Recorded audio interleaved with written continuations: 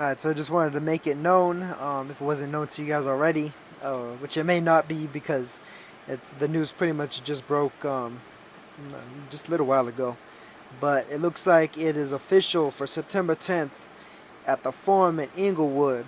Carlos Cuadras, the WBC Super Flyweight champion, will be defending his title against Roman Chocolatito Gonzalez, pound for pound number one, as well as the WBC and Ring Magazine Flyweight champion. And I mean, just this is an excellent fight, man. Two undefeated fighters. I mean, of course, Roman Gonzalez 45-0, 38 knockouts. Carlos Cuadras 35-0-1, 27 knockouts. And I mean, Cuadras is going to be a very difficult challenge and a very different challenge from Roman's last couple of fights. I mean, although to a certain degree, maybe not so much the Arroyo fight in absolute totality. McWilliams Arroyo proved to be a little bit of a better boxer than he was generally given credit for. He was able to, to stick and move and everything, but by and large, in spite of the his whole shoe incident with the sole coming off of his shoe, he was able to move around the ring really well, and he did a good job of surviving by and large, in spite of the fact that Roman Gonzalez was slowly drowning him with offense. He wasn't able to quite put the finishing touch on things the way he was with Brian Valoria, for instance, a similar type of a boxer puncher. But with Carlos Cuadras, a very different style. Cuadras is much more of a defensive fighter. He does like to throw in combinations when he does put forth his offense. He's a guy that'll throw 2, 3, 4 shots, then get out the way. But he's also a guy where if he's facing any sort of danger, such as when he fought Sept or Rungvisai, he'll definitely use his legs. He'll use his upper body, his torso, his whole body in order to contort and twist in and out of danger at a whim. He's a very good, skilled defensive fighter, very good counter puncher, very sharp, quick, snappy shots that he throws a lot of. Not necessarily the type of like real sharp leverage on every single shot punch the way that Estrada is, for instance, because Estrada's a counter puncher too, and he's not so much of a set up shop and kind of dodge and parry on the inside and then counter you on the inside type of guy. Cuadras is more the type of guy that'll counter you, stick and move. He's a lot more of a mobile type of fighter. I've compared him in the past to a certain degree to Erslan de Lara in terms of, at the very least, his foot movement. The way he moves around with his feet is fairly similar, but he throws more punches. He puts a lot more effort towards really making an impression in terms of where he wants his offense to be and how he decides to make his attack known. But I mean, the thing is, Gonzalez is normally able to track a lot of these guys down, and with Cuadras, he's basically facing a bigger, faster, stronger, and a more skilled fighter, probably since anybody he's fought the last few years, except for Juan Francisco Estrada. So this is at the very least on that same level as the last opponent to give Gonzalez a lot of trouble. Of course, one of the two main fights where Gonzalez had a close fight, the other one being Francisco Rosas, which Gonzalez managed to quote-unquote avenge. It wasn't actually a loss, but it was a close decision victory, but he avenged it, so to speak, by a second-round knockout, brutal second-round knockout. And but that was a bit of a different style, too. That was more of a smothering, in-your-face, bury your head in the chest, and volume-up type of style, along with the fact that he was a bit more of a in-and-out type of fighter, too. Cuadras, he'll do a little bit of an in-and-out, but he tends to be overall more out than in, by and large. If you saw his fight with Richie Mepronom, he actually did an excellent job of completely taking Mepronom's offense completely out of the game.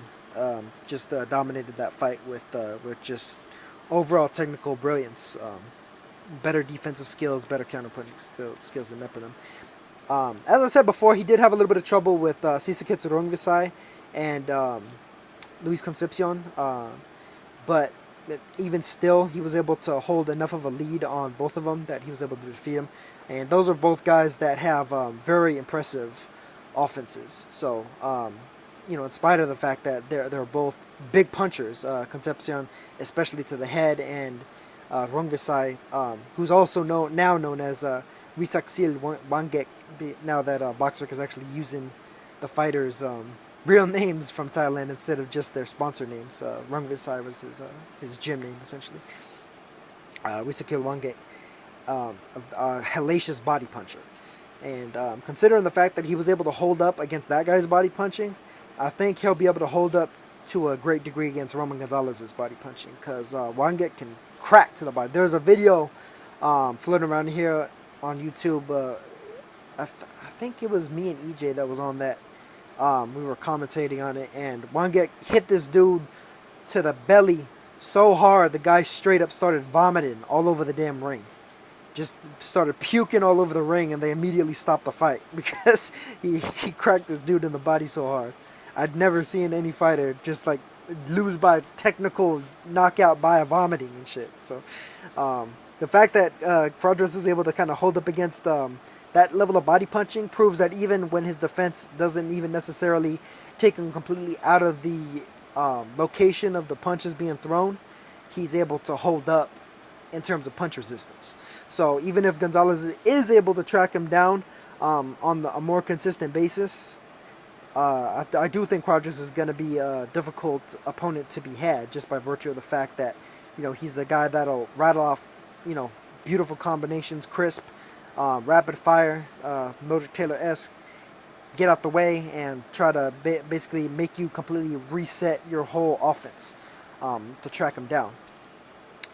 All that said, I mean, it's like basically I see this as a fairly even type of a fight. You know, honestly, I think this is a tougher fight at this stage right now for Roman Gonzalez than the other anticipated fight Naoya Inoue would be, because I do think that Inoue could use just a tad more seasoning. He got a lot of experience in his last fight because he finally went 12 rounds again, or he went 12 rounds for the first time, essentially. He finally went the full distance again, outside of the 10-rounder that he had with Taguchi, the IBF, not the IBF, the WBC light flyweight champion. Wait, WBC? Or is it the W? No, Taguchi is the WBA light flyweight champion. But in any case, yeah, Inoue could probably use maybe 1-2 more fights, and then I'd be ready to really give him a solid shot at beating the likes of Gonzalez, Cuadras, and Estrada, because his offense is unbelievable. He just needs to clean up some of the finer points of not even necessarily just his defense, but probably get a little bit of that experience under his belt in terms of being able to kind of keep his head about him, where he's not looking to just blast the guy out of there with damn near every shot, because that was kind of a trap he fell into in his last fight. And I think he probably could have gotten a stoppage in that last fight had he not been so anxious for it and just kind of set it up naturally instead.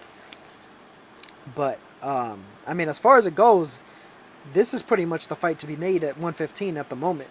You have the most established star and most established name critically, like resume-wise, in a pound-for-pound sense, in a, you know, regardless of division sense, and I mean just in a superstardom sense, with Roman Gonzalez fighting essentially at the very least the number 2 guy at 115, and arguably the number 1, considering the fact that he's got, you know, the most defenses at the weight, and has been, you know, he's pretty much the torchbearer, as it were, by and large, outside of Inoue's destruction over Omar Narvaez.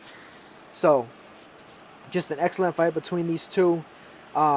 This is, I'd definitely put this on the level of, you know, the top fights that could really be made this year, up there with Crawford, Postol, up there with Ward, Kovalev, up there with what Wilder, Povetkin would be, or, you know, even if it eventually happens, would still be up there with Fury, Klitschko.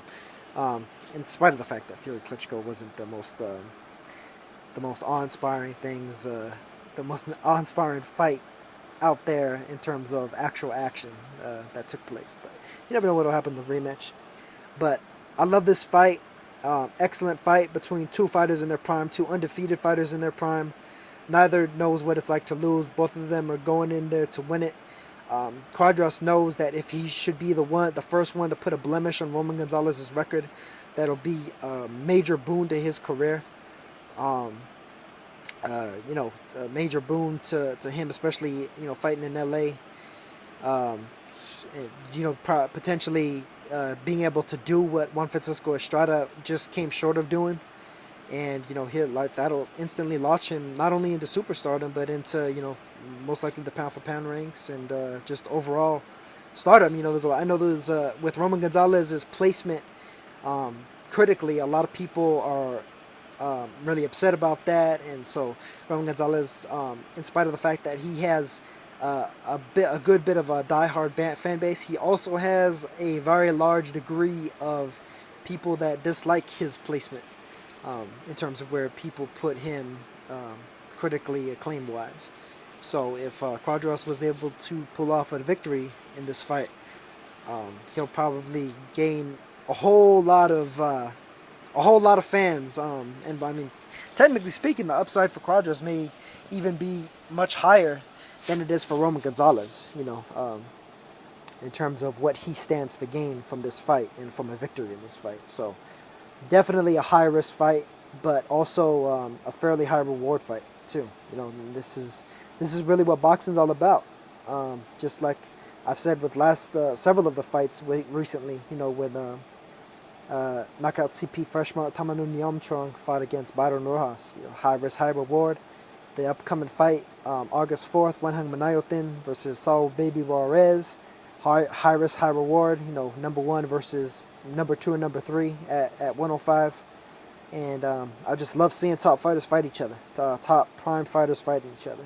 World champions unifying, fighting other world champions, moving up, trying to prove their greatness and fighting more world champions.